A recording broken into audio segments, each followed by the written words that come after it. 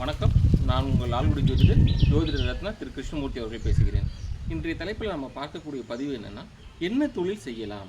ஒரு ஜாதக அமைப்பில் பிறக்கக்கூடிய ஒருத்தவங்களுக்கு 10ஆம் பாகம்ன்றது அவங்களோட தொழிலை நிர்ணயம் பண்ணக்கூடிய ஒன்று. 11 அந்த தொழிலில் கிடைக்கக்கூடிய லாப வருமாய் அப்படின்றத குறிப்பிடும். 10ன்றது இந்த உலகத்தில் பிறக்கக்கூடிய ஒருத்தவங்க என்ன மாதிரியான தொழில் செய்யலாம், என்ன மாதிரியான ஒரு கர்மா எடுத்ததுக்காக அவங்க பிறந்தாங்க, அவங்களோட தொழில் வாய்ப்புகள் எப்படி இருக்குன்னு சொல்கிறது 10. 11ன்றது எந்த விதத்தில் அவங்க லாபம் ஈட்ட முடியும்னு சொல்லக்கூடியது 11. கிரகங்களை 2 பகுதிகளை பிரிக்கலாம். கிரகங்கள் இயற்கை சுபர் அப்படின்னும் இயற்கை பாவர்னு பிரிக்கலாம். இயற்கை சுபர்னு சொல்கிறவங்க சூரியன், வளர்பிறை சந்திரன், குரு, தனித்த புதன், இவங்க இயற்கை சுபராக இருப்பாங்க. இயற்கை பாவர்கள்னு சொல்கிறது சுக்கிரன், சனி, ராகு, கேது, இவங்க இயற்கை பாவர்களாக வருவாங்க. இந்த அடிப்படையில் லக்கணம் என்ன லக்கணன்றதை பார்த்துட்டு 10ல் அந்த கிரகத்தை வச்சுட்டு இந்த மாதிரி தொழில் செய்யலாம் அப்படின்றத சொல்லலாம். இதில் 2 அணியாக சொல்லியிருக்கேன் நான். 2 அணி இயற்கை சுபர்கள், இயற்கை பாவர்கள்.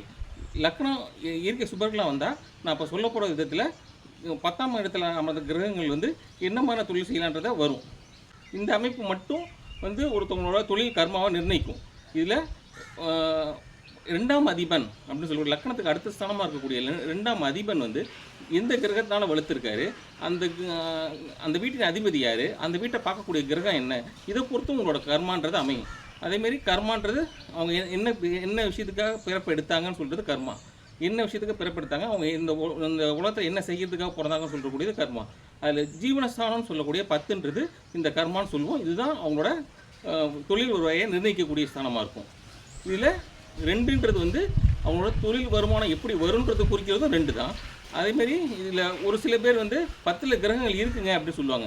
10ல் கிரகங்கள் இல்லை அப்படின்ற போது அவங்களுக்கு எப்படி தொழில் வாய்ப்புகள் அமையும் அப்படின்னு சொல்லி கேட்டிங்கன்னா, அதில் அவங்களோட திரிகோணாதிபதிகள்னு சொல்லக்கூடிய 1, 5, 9 அதிபதிகள் என்ன நிலையில் இருக்காங்க, அவங்க லக்னத்தோடு எந்த அளவு தொடர்பு பெற்றிருக்காங்க அப்படின்றத பொறுத்து அவங்களோட ஜீவனஸ்தானத்தை சொல்ல முடியும். ஒரு 9 கிரகம் 12 கட்டாங்கள் வரிசையில் 9 கிரகங்களில் எந்தாவது ஒரு கிரகம் வலுத்திருக்கு அப்படின்னு சொன்னால் அந்த கிரகத்தின் அடிப்படையிலையும் வாழ்வாதாரன்ற ஒன்று அமையும்.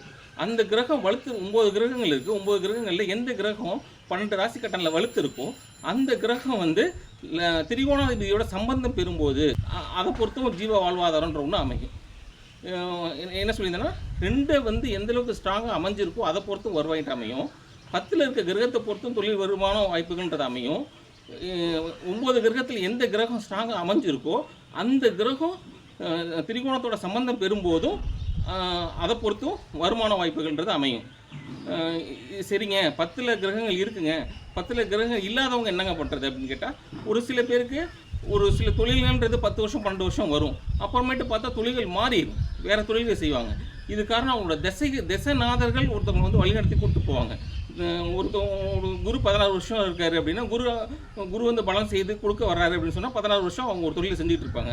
அந்த 16 வருஷம் கழிச்சு பார்த்தா அவங்க வேறு ஏதாவது அடுத்த கிரகம் என்ன கிரகமாக வருதோ அந்த அடிப்படையிலையும் ஒருத்தவங்க தொழில்ன்ற ஒன்று அமையும். இதில் என்னென்ன மாதிரியான கிரகங்கள் இருக்குது, அந்த கிரகங்களின் வரிசை அடிப்படையிலையும் தொழில்கள் பண்ணலாம்.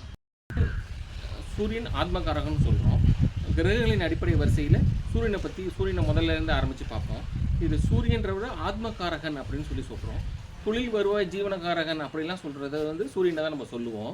இது சூரியன் எதுக்கெல்லாம் காரணகர்த்தா அப்படின்னு பார்த்தோம்னா, சூரியன் அரசாங்கத்திலேருந்து உதவி பெற்று செய்யும் தொழில்கள், அரசாங்க கான்ட்ராக்ட் இதெல்லாம் குறிப்பிடும். கண்ணாடி இது மாதிரி புரிஞ்சுருக்கும் சூரியன் தான் காரணகர்த்தா. அது மாதிரி விஷயங்களையும் வேலை வாய்ப்புகள் அமையலாம்.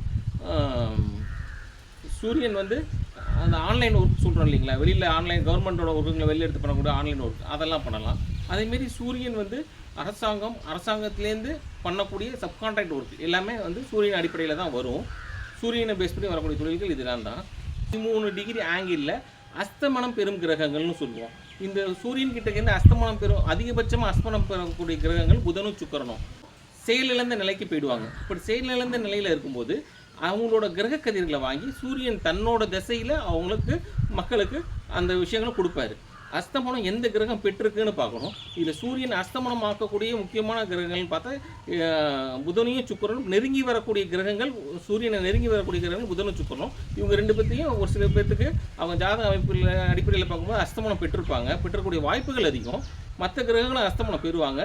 சந்திரன், ராகு, கேது இவங்களை தவிர மற்ற கிரகங்கள் எல்லாருமே அஸ்தமனம் ஆகக்கூடிய தன்மை உடையவர்கள். இல்லை நம்ம அடுத்தபடியாக பார்க்க இருக்கிறது சந்திரன். சந்திரன் தாங்க மனோகாரகர்த்தா. ஒருத்தவனோட மனசு எந்தளவு தெளிவாக இருக்குது அப்படின்னு சொல்கிறது வந்து சந்திரன் தான் காரணகர்த்தா. பிறக்கும்போது நம்ம ஒரு ராசியில் பிறந்திருப்போம், ஒரு நட்சத்திரத்தில் பிறந்திருப்போம். அந்த நட்சத்திரத்தை குறிப்பிடுறவரே சந்திரன் தாங்க. இந்த சந்திரன் வந்து 10ஆம் இடத்துல அதிபதியாக அமரும்போது அவங்களுக்கு வந்து அதிபதியாக அமரும்போது அரிசி சம்மந்தப்பட்ட வெள்ளையாக உள்ள எல்லா சம்மந்தப்பட்ட பொருளுக்கும் சந்திரன் தான் காரணகர்த்தா. வெள்ளையாக என்ன பொருளாக இருக்கோ அது எல்லாத்துக்கும் சந்திரன் தான் காரணகர்த்தா. இதில் அடிஷ்னலாக பார்த்தீங்கன்னா நீர் சம்மந்தப்பட்ட பொருட்கள், ஜூஸ் சம்மந்தப்பட்ட பொருட்கள், அரிசி, உப்பு, சர்க்கரை இது போன்ற பொருள்கள்லாம் சந்திரன் தான் காரணகர்த்தா. சந்திரன் காரணகர்த்தாவாக வருவார். இதில் சந்திரன் வந்து பிரயாணங்களுக்கும் காரணகர்த்தாவாக வருவார். பிரயாணங்கள் மூலயமா லாபம் பெறுறது, பிரயாணங்கள் மூலயமா வருவாய் ஈட்டுறது, இது மாதிரி விஷயங்களுக்கு சந்திரன் தான் காரணகர்த்தா. கிரகங்களின் அடிப்படை வரிசையில் நம்ம அடுத்து பார்க்க இருக்கிறது செவ்வாய்ங்க. செவ்வாய் பூமிக்காரகன், சகோதரக்காரகன்னு சொல்லுவோம். பூமிக்கு காரணகர்த்தா அவர் தான், சகோதர காரணகர்த்தாவும் அவர் தான். இவர் 10ஆம் இடத்துல அமரும்போது கன்ஸ்ட்ரக்ஷன் சம்மந்தப்பட்ட பொருட்கள், கன்ஸ்ட்ரக்ஷன் சிமெண்ட்டு, மணல், ஜல்லி, இது மாதிரியான கன்ஸ்ட்ரக்ஷன் சம்மந்தப்பட்ட பொருட்களுக்கு செவ்வாய் காரணகர்த்தா வருவார். இது இல்லாமல் blood testing centres, blood bank, சிவப்பாக உள்ள எல்லா பொருளுக்கும் காரணகர்த்தா செவ்வாய் தான். இந்த அடிப்படை வரிசையிலும் செவ்வாய்ன்றவர் தொழில் உத்தியோகம் அமைச்சு கொடுப்பார். இந்த செவ்வாயும் வலுவாக அமைஞ்சு குருவும் சூரியனும் வலுவாக அமைஞ்சா அரசாங்கம் சம்மந்தப்பட்ட துறையில் போலீஸ், இராணுவம், ஃபயர் சர்வீஸ் டிபார்ட்மெண்ட் இந்த மாதிரி தொழில்களையும் வேலைவாய்ப்புகள் அமையும். செவ்வாய்ன்ற வேறு எதுக்கு காரணகர்த்தான்னு பார்த்தீங்கன்னா பூமிக்காரகன், பூமியை வச்சு சம்பாதிக்கலாம் ஓரளவுக்கு. வரிசையில் நம்ம அடுத்து பார்க்க இருக்கிறது புதனுங்க.